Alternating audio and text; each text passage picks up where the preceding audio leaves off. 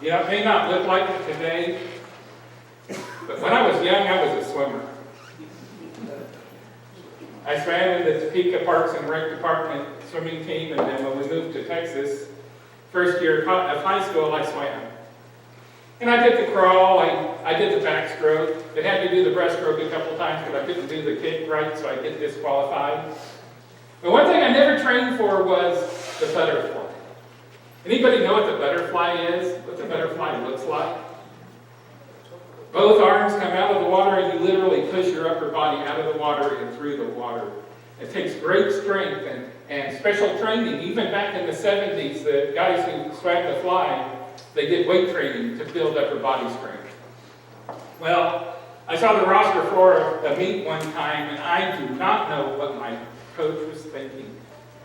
But he put my name down for the 50-meter butterfly. It was actually a relay, and I had the 50-meter fly. And I knew how to swim it, but I'd never swam 25 meters of it, let alone 50.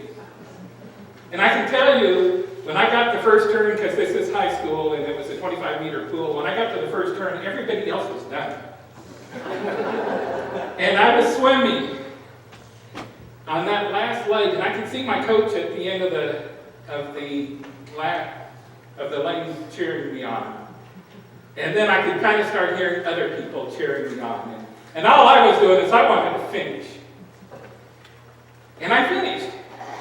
And they have these touch pads on the floor and on the side of the pool, and if your foot touches the one on the floor before it touches the one on the side, you're disqualified. Well, I finished. And I was so tired and weak I couldn't get out of the pool. The coach both coaches had to help me out of the pool.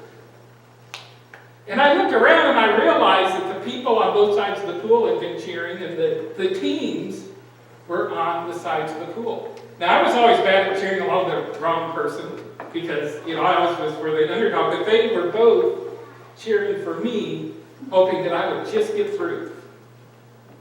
And I thought about that, about today's scripture. And I also like running later in life, but I've thought about that race and how they cheered me on, and I thought, why did they cheer me on? In this scripture, it starts out with therefore, so it means that the part that went before is important, and so the part that went before was all the saints that had lived before. And now in our time, we can add everybody that's lived up to now. And they were the witnesses. They had seen it. But see, all the people that were cheering me on, especially the coach and the swim teams, they knew exactly what was going on. They knew what I was going through. And they had succeeded in those places. And so they were cheering me on, but they expected me to succeed. They would have been disappointed if I hadn't. And they knew that I could. And that's something that I bring away from this scripture here is that all these witnesses, and you think of them, you think of who they are. In the Old Testament it was Abel who gave his life just because he gave an honest-hearted sacrifice to God. Abraham, who wandered in the wilderness.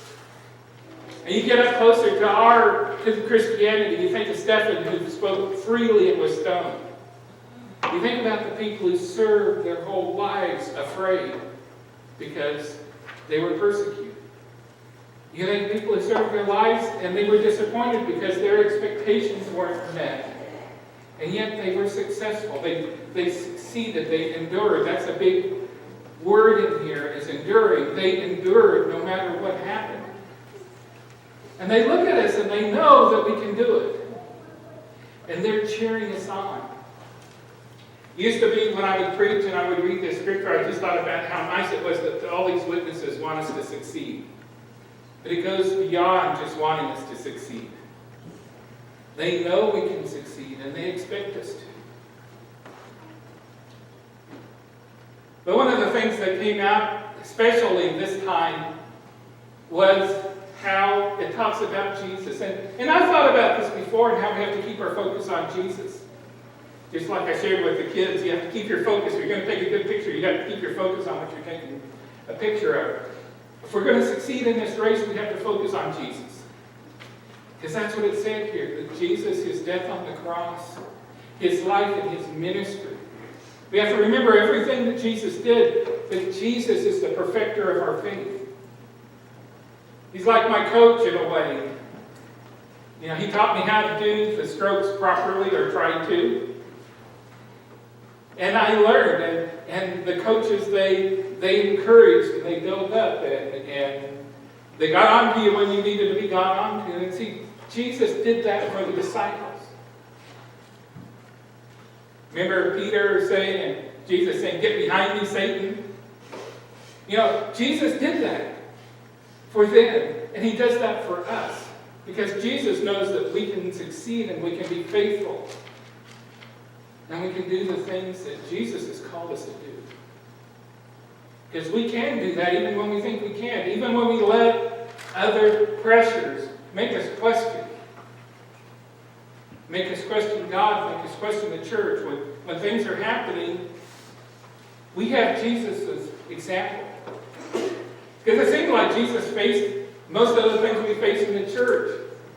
And yet through all of that, he was leading the disciples. And through the disciples, he was leading us. So we keep our eyes focused on Jesus. That's the answer. And just like me, when I was getting to the end of that pool, and I didn't know if I was going to be able to take that one last stroke before I had to put my foot down. Jesus is there waiting. And when we get there, Jesus is going to be there to lift us out of the pool. He's going to be there to lift us into heaven.